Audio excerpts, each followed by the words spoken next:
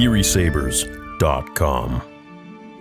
I think one of the most important things that we can do in today's world, as things continue to progress and get really strange with just your ability to critique something or have an opinion, is to constantly call out this very strange and weird behavior and make sure that it is known that this is not acceptable. We're going to get into something today that I think really applies to Star Wars. I think it can shape Star Wars going forwards, storytelling in general, movies today, games, books, whatever. And that is the fact that everybody should feel like they are allowed to have an opinion, to criticize something. If they don't like something, they're allowed to say that. And we're starting to live in this world now where it's actually wrong if you criticize anything. If it's not positive, you cannot speak it. You cannot say it, because now, here's the logic in these people. And we're going to get to this in a minute. This is the monetization director at Ubisoft regarding Star Wars Outlaws or whatever else they got going on. And so heinous that, first of all, you cannot critique, you cannot judge anything anymore. But if you do, then keep in mind that you are solely responsible for the people who have worked on said project that you are critiquing, and therefore they will lose their livelihoods because you are critiquing their form of art. Something they got paid to do by a head studio that's worth multi-billions of dollars, and you didn't like it. So therefore, if they lose their job because of your interaction or your vision of that project or media, then you're responsible for them losing their jobs. Let's get into this. So my boy, the Critical Drinker, says something to this, and we're going to read what he says after this. So here's Stevie Chassard. I didn't know anything about him until Critical Drinker posted this just now. And by the way, lore content's coming back, so that's going to be good. But we're also going to be doing lots of these as well, because I feel like it's really important for us to call out a lot of this bullshit that's going on in society today, because it's just not okay. And frankly, I've had enough of it. So Stevie Chassard, monetization director at Ubisoft, says, by the way, some backstory. Star Wars Outlaws completely tanked. It completely flopped, and a lot of the people behind Ubisoft are blaming people online who have critiqued the game. I'm sure I'm one of them, and I have a lot to say to that. But let's go ahead and read what Mr. Chassard says regarding all of this critiquing and why you shouldn't do it. I rarely post on social media, but today I am sad. Ashamed and sad. The gaming industry is rough at the moment. We all know it. Yeah, why is it rough? Is it the consumers, or is it the people like you who are in charge of the multi-billion-dollar corporations who take on certain projects to make games? I've been playing games since 1993. I had the original NES. There's pictures of me as a kid with my diaper freaking playing goddamn video games. Anyways, you still have diapers at 3? I don't know, I probably did. But seeing how gamers react on social media, wishing ill fates to companies and people alike is sad. I agree on that. You never wish ill to people. A company, that's still not really my style. I would just say that they need to change course. But anyways, let's continue. And not only towards Ubisoft. Even though it is always the vocal minority that express themselves on social media, that's a double-edged sword. So if it's something that he's going for, then is it a vocal minority, or is that the majority? You know, it's like, are Acolyte fans the vocal minority, or are they the majority? We know it's the minority because the show didn't get renewed. Is that what they think? Is that what people who like something think? There's so many issues with this guy's statements. Anyways, even though it is always the vocal minority that express themselves on social media, I was hurt and ashamed to be a part of this community. Oh no. What is even more revolting is coming on LinkedIn and seeing the same comments from people within the industry. Oh, so they're eating themselves alive. So it's cannibalism. Within the gaming industry, there's people who are saying the same things as consumers.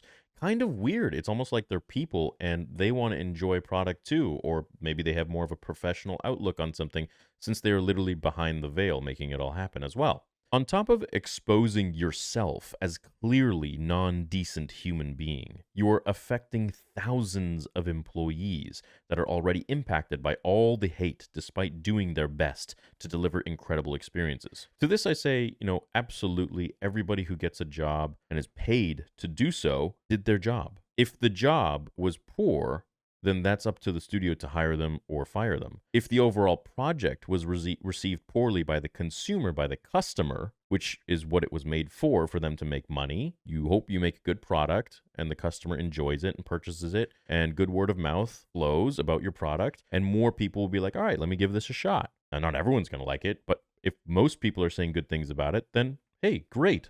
Maybe you're going to get some returning customers, and new ones at that. But if the overall project and consensus is shit and not well received by the consumer, then is it our fault, who have already paid the company for this product and weren't happy with the result. No, that's on the freaking company and the project management and whatever it was. In this case, Outlaws, which was a really trash game. Really lazy, really poor, really cookie cutter. Just a garbage game that was $160, mind you, with a lot of glitches. Not even the gameplay was bad, just a lot of glitches and things that were not done and rushed out. And then asked a hefty freaking price tag on it too. Is it the consumer, I would say, that is affecting those jobs, affecting those workers who already got their money? They got paid. And so did the company who got paid from the people who purchased it and gave a fair review on what they thought was either a good game or a bad game. And this is why we have Game of the Year, with whether it be Halo or Elden Ring or Gears of War or whatever other game hits Game of the Year. Maybe some of those didn't even hit Game of the Year, but for me, they were amazing. God of War, for example, one of my favorites, and so on and so forth. It really comes down to numbers. If something is good, people will consume it. They'll pay for it.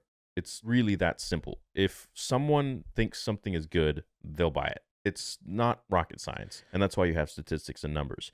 It's not like if something is going to be really good, people are going to say, you know what, that YouTuber or that blogger or that LinkedIn post really said it was shit, so I am not going to buy it. They will do the due diligence. Believe me. If anything, people talking about it are just doing more and more marketing, free marketing for the product, for people to actually go and do their due diligence and check it out. Check out the trailers, check out the gameplay, check out the clips and the reels. And then, because Google works the way it works, their feed is going to be filled with tons more of that game or that product or whatever. And then they'll really be able to make even more of a thoughtful consensus about it and have an opinion. How can you wish a company to fail simply because they do not cater to you or that the product does not please you is beyond me. Well, yeah, that's how it works, man. If a product has a certain precedent, a Star Wars product, Star Wars game from LucasArts before us, and now we get something that's much less than that, something ill-received because it was just made poorly, with glitches, high price tag, and just a cookie-cutter game that was just junk and nobody wanted it, not fun, boring, then is that our fault as the consumer? You know, that's your fault. That's you guys having a bad vision and not finishing a game properly and then asking an exorbitant amount of money for it as well. That's not the fault of the consumer. That's you guys, Ubisoft or whatever company, Lucasfilm. If you're making a product that people don't like The Acolyte, for example, it's not because of YouTubers saying, hey, this is shit. All the stats are out there, man. The show can be watched. All the clips and stuff are out there for people to check out for themselves. Believe me, if something is talked about enough and controversial enough, everyone is going to go and check it out and see it, and therefore make their own decision. And if it's really that bad, people are not going to support it.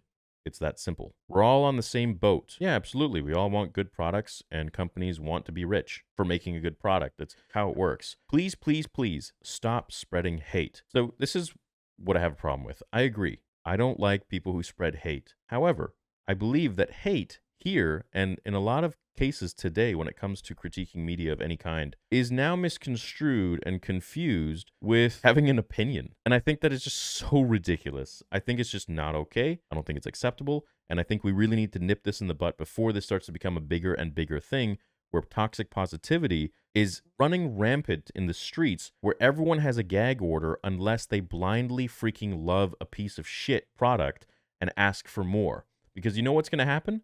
All your favorite things are going to no longer be made the way that you love them, the way that made them successful in the first place. They're going to be perverted, changed, and these big studio heads are going to be like, you know what? No one's saying anything bad, so how about we go ahead and we make more? However, even then, numbers still don't lie. So whether people are completely silent or they're vocal about a product or game, which I would say really does more marketing for something than not, I believe that the numbers will always speak true. So if a company looks at something and says, you know what, like Outlaws, for example, which is being reported now to have sold only 1 million copies, people are going to be like, why would we ever go ahead and make this again? This lost us. I think that lost them like $200 million or something along those lines.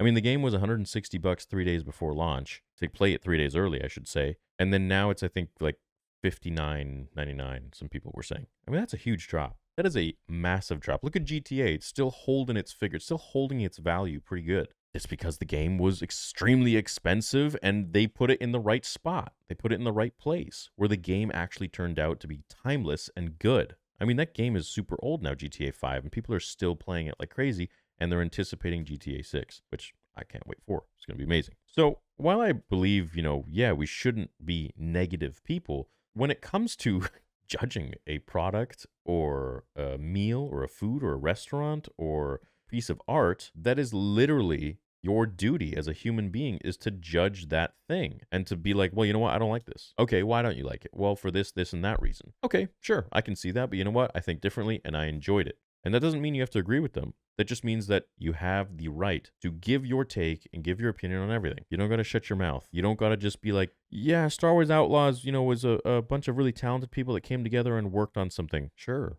but that doesn't mean anything, clearly, because the game was not well received. And if it was an amazing game, it would have sold millions and millions and millions of copies, just like Jedi Survivor, Jedi Fallen Order, which sold, I think it was, let's see here, by the end of January 2020, which was 4 years ago, they already sold 8 million copies.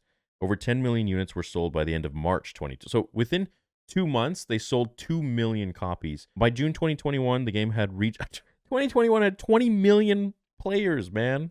Holy moly, I didn't know it was that high, okay? I mean, that's much more than I originally thought. But yeah, look, let's read what Critical Drinker had to say about this comment. He said, people like you made it your mission to insult, vilify, and berate your own audience purely to own the chuds. And now you're surprised when those same people laugh at your inevitable failure. Why? What else did you expect? I agree with that, but I would also add to it, even the people that he owned the chuds, like make fun of his very customer base. If the game was good, people would still buy it. I'd say, yeah, it would definitely take a hit. Some people would be like, nah, screw you, I ain't supporting your game, even if it's amazing. But people would still buy it if it was a great game, because they just want to play a good game at the end of the day. They're like, whatever, yeah, this guy said what he said, but I want to play this game. And the reason they didn't is not because of anything other than the game not being good. For example, if someone is like Amanda Stenberg, for her to call people who didn't like The Acolyte the literal minority of racist comments and horrible comments that she got, which I do not agree with, I don't condone,